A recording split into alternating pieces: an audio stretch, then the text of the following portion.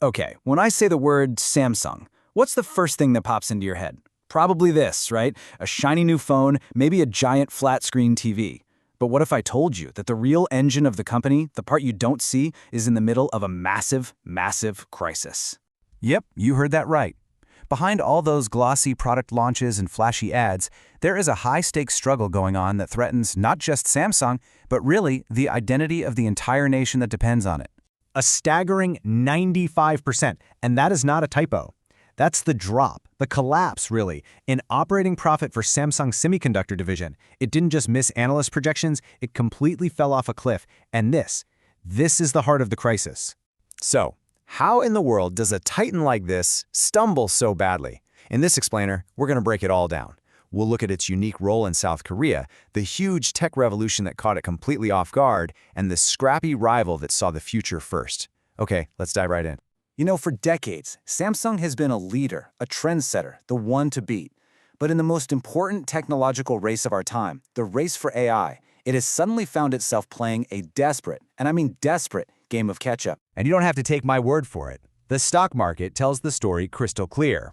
While Samsung shares have tanked this year, its longtime rival, a company called SK Hynix, has just absolutely surged. Investors are placing their bets, and right now they are not betting on Samsung. To really, and I mean really understand the weight of this crisis, you have to get that Samsung isn't just another company in South Korea. In a way that's kind of hard for us to comprehend, Samsung is South Korea. And this isn't an exaggeration at all. You can literally live your entire life inside the Samsung ecosystem. From the hospital where you're born, to the university you might attend, the apartment you live in, and the TV you watch at night. It is deeply, deeply woven into the fabric of daily life there. The economic numbers are just almost unbelievable. In any given year, Samsung accounts for 1/5 of the entire country's exports. Just think about that for a second. One single company selling 20% of all the goods a whole nation sends abroad.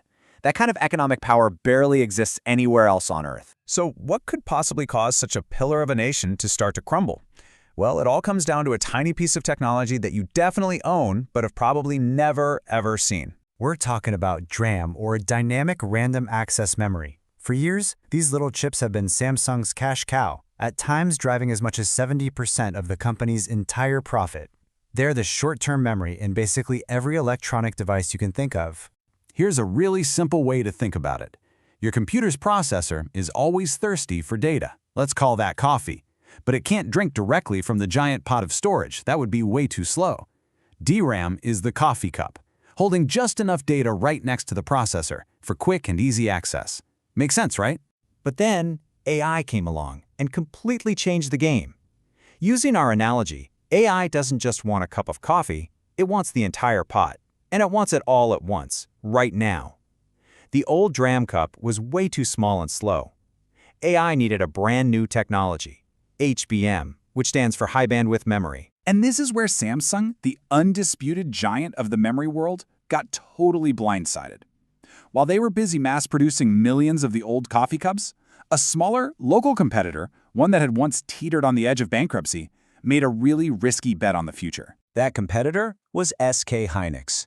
Way back in 2013, they started developing HBM for the tiny, niche gaming market. It was a long-term gamble for sure. But then, ChatGPT was released, and suddenly the whole world needed HBM for AI. While SK Hynix was in the perfect position, and they landed the most important customer in the entire world, Nvidia. And what was the result of that bet? Well, according to analysis, SK Hynix now supplies about 20% of the cost of goods for Nvidia's world-changing AI chips, and Samsung, around 1%. It was a completely devastating miss. For a company that's seen as an arm of the nation, this wasn't just a business failure. It was a moment of national crisis, and the fallout was immediate. The head of Samsung's chip division issued what was described as an extraordinary mea culpa, a rare and very public apology for falling so far behind. This was a signal to the company and to the country that things had to change, and they had to change fast. And now, Samsung is in an all-out sprint to catch up.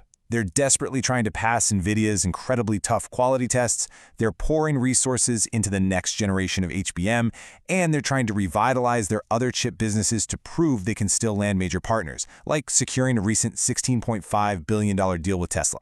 The story of Samsung's stumble is more than just a corporate drama. It's a really powerful lesson about the brutal, unforgiving nature of the tech industry. And this isn't the first time we've seen a story like this. Just look at Intel. Only a few years ago, it was the undisputed king of chips. Today, it has fallen far, far down the ranks. Dominance in technology is never permanent. It's rented, and the rent is due every single day. Which leaves us with one final, pretty unsettling question. Samsung is fighting back with all of its might, but the race is on. Is this just a temporary setback for a resilient giant, or are we watching the very beginning of a historic fall?